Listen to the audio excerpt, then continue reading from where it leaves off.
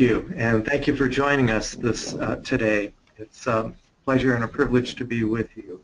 A long time ago when I was in graduate school, at the time there were 2 or 3 major therapies that were taught to budding psychologists.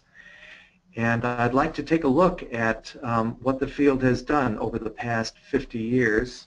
I'm not that old, but over the past 50 years there have been major changes in the field of therapy. In 1966, which is roughly 50 years ago, the U.S. population was approaching 196 million people. The average worker earned just under $6,000 per year. A first-class stamp cost 5 cents.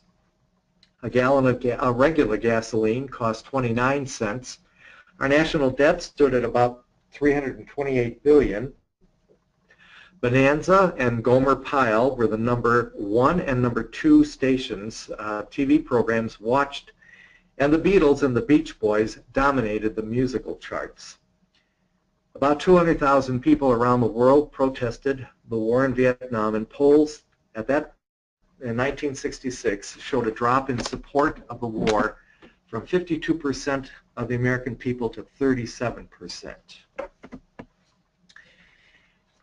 Therapeutically, in 1966, the membership in the American Psychological Association stood at 22,000. The Diagnostic and Statistical Manual was in its first printing and was 130 pages in length and listed 106 mental disorders. Treatment models numbered fewer than 40.